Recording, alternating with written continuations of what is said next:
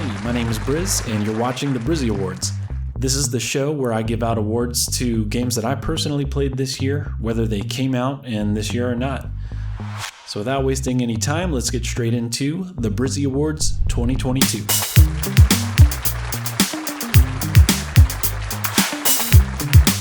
The nominees for Best Use of Music. When you were here before, couldn't look you in the eye. Lay on the hearth! Death has come! I hope Gamora takes that freak's head! If anybody can do it, it's her!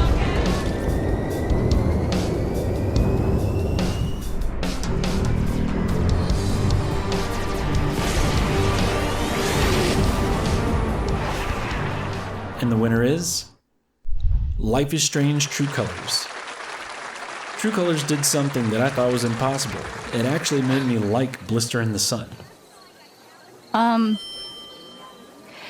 We've never played together before, and Alex's singing voice is done by a singer named MXM Toon, anyway, who also does a great cover of Radiohead's Sorry if Creep this in the sucks. game.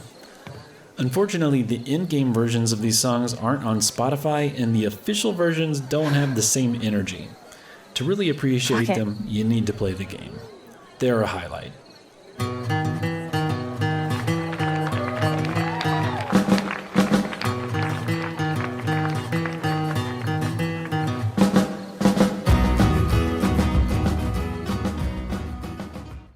The nominees for Biggest Mindfuck are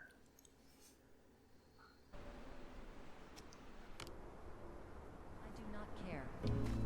Patient requires Somnasculpt therapy. and the winner is At the Pearson Superliminal. Going into Superliminal, I thought all of the puzzles were going to be about perspective and changing the size of objects, but I was pleased to find out that the game is really about perception and how your mind's natural desire to make sense of what you're looking at can completely make you miss what's actually right in front of you. The Brizzy Award for Most Elevators goes to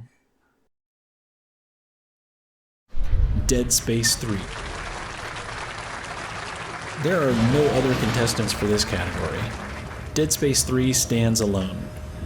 I understand that elevators are often used to hide loading screens or split levels into smaller chunks that a console can handle rendering, but the number of elevators in this game is just obscene.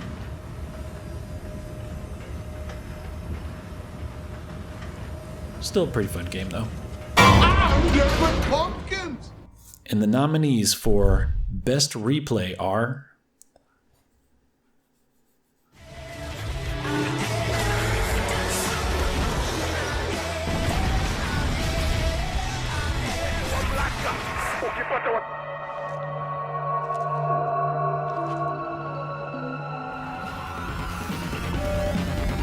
Continue testing.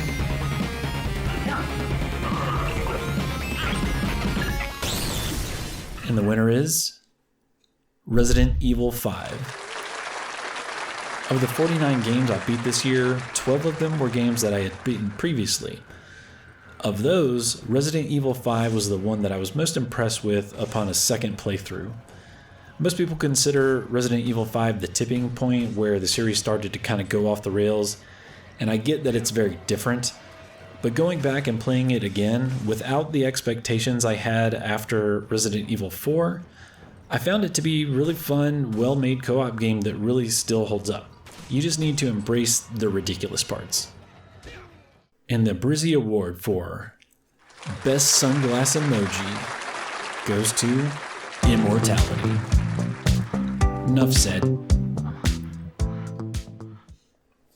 The nominees for Best Co-op Bro are, and the winner is me. I'm the best co-op bro. I played co-op games with 9 different people this year.